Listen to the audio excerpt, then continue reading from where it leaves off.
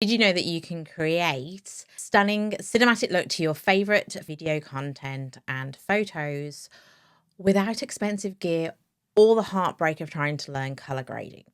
In fact, the secret lies with something that you can do right inside your editing software.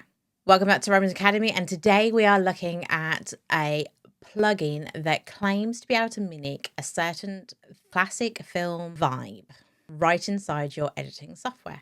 So whether you're a content creator, a YouTuber, TikToker, photographer, doesn't matter. So for those that don't know what Dehancer is, it is a plugin that you can put into pretty much every software out there, whether you're DaVinci, Final Cut, Premiere Pro, you are looking for your photographs in things like Adobe, or you even want to try this without being one of those top people, you can even get the app straight onto your device. So it doesn't matter what kind of content device person you are, this will meet your needs. Those that don't know what a Dehancer is, basically it comes from a team of really cool scientists and filmmakers who wanted to bridge the gap between the aesthetic film looks from more traditional vintage vibes or more cinematic vibes and be able to put it through on digital editing. It started off as a simple color grading tool, especially when we think it looks like stills, but it soon evolved around to video workflows as well. They've been updating it regularly and making sure it's more and more powerful and meeting the user accessibility of being able to actually do it without any major hassle, because people don't want to learn how to color grade. So let's talk about the features. It's packed with tools. First up, you've got the film emulation feature, which basically allows you to go through an extensive range of films. So going back to like your Kodaks and your Fujifilm, allowing you to give it more of a classic vibe onto both your footage and to your photography. This is really, really particularly cool when you look at things like being able to add a Kodak chrome color pop to meet the iconic vibes of Steve McCurry, or if you're looking to go for more a dreamy soft vibe of Sarah Moon's hazy look and keeping that all nice and muted, you like a preset, you just click it and it's there, and you can still tweak it and add it like you do with the sliders in Lightroom or Adobe or any of those things. But if you like it, then that's great. You can also add things like, so if you're looking for slightly more of a vintage look, Casablanca style, then obviously you can go for that kind of black and white Hollywood look.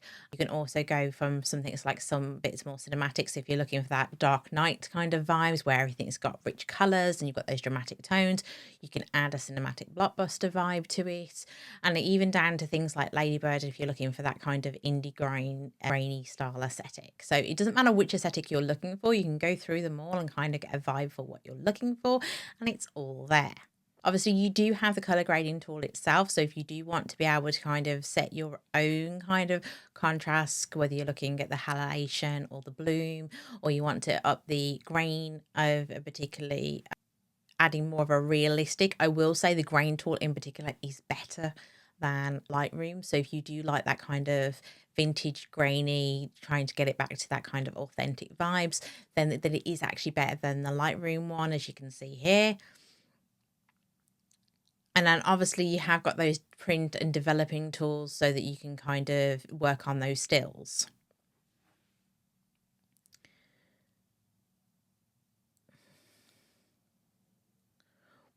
Clearly one of the biggest things this does is it replicates film stock particularly well. So if you are somebody who particularly enjoys looking at like proper old-fashioned films and looking at those grainy looks, the colors, the imperfections, then you can replicate that authentically here. I did find the UI itself was particularly easy to go by. You can fine-tune everything from contrast to saturation to the finest details of things like the halation and the bloom of it. However, I would say that it can be a little bit heavy on certain machines. I'm running on a Mac M1 and it had no problem with it whatsoever. But I did notice that if you're running an older machine, that you could have a particular issue with how heavy it is on your GPU. Obviously, for those of us who like to dabble with these things, there's a lot of things in there. But if you don't know what your halation and your bloom and things like that, it would be a bit of a learning curve. And if you do want me to do a deep dive into some of these settings for you, then drop it down in the comments below and I will do you a beginner's guide on all of these things so that you don't get blown away by it. But you got to tell me in the comments below, otherwise I'm not doing it. So overall, the worth of the investment is given them with the level of control and the quality that offers. I did like it. Obviously, there are other tools out there that will give you these kinds of vibes, but I always think the quality of your presets that you can get in Lightroom can be a bit demanding sometimes, and it's not always going to meet the thing. I really like the customization of this to be able to get the things that I wanted. It's a particularly niche plugin. Choose from over 300 looks presets designed to match your favorite movies and TV shows. Then, dive in and make them your own using the intuitive controls.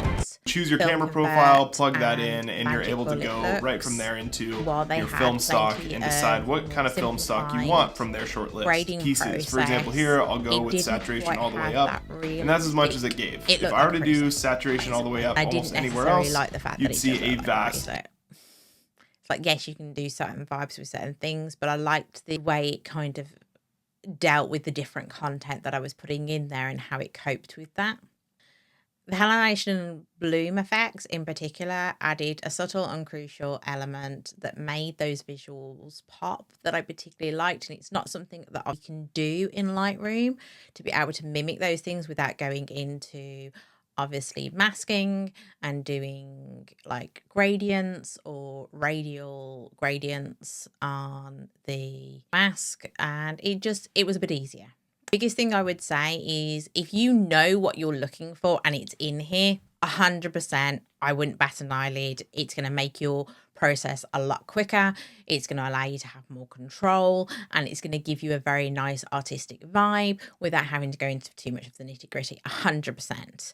The only thing I will say is that there are obviously different levels of the plugins of depending on what you want. And I was looking more at it from a photography point of view, and to try it for 3 months, you're looking at $70. I didn't think that was too bad if you were going to be doing projects inside and out, being able to use all of those different things.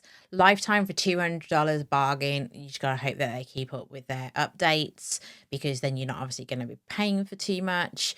But when you looked at whether you wanted this across the board and you wanted it for multiple devices, then things got slightly more expensive.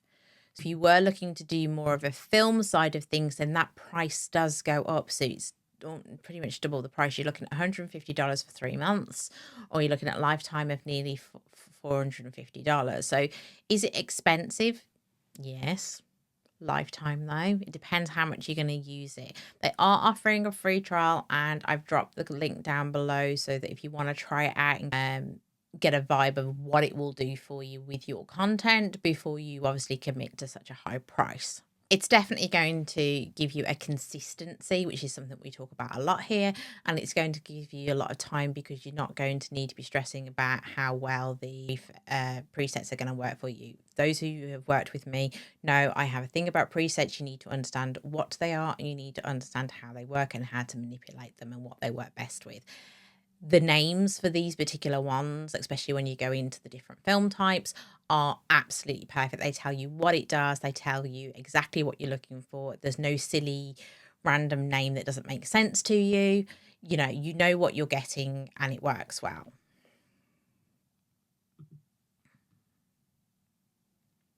So on an overall verdict, I'd say if you are a content creator and you're doing this day in and day out like I am, then yeah, it's great. It gives you be able to have different types of ways to give your visual storytelling. And while it is a bit of a steep learning curve and it does require a decent PC, the results are pretty damn good. And I would say that if you do want some tutorials on this, or you want to know how to maximize your use at this, then hit the like button. The more likes we get, the more I'll do on this. So if you want me to do a deep dive into essential tips on color grading or presets in particular on how to create your own, then please let me know in the comments. Is this going to become a part of your daily workflow, or is it just not quite right for you. I'd love to hear your thoughts. Don't forget to hit like and subscribe, because if you want more content like this, then you need to know where to find it.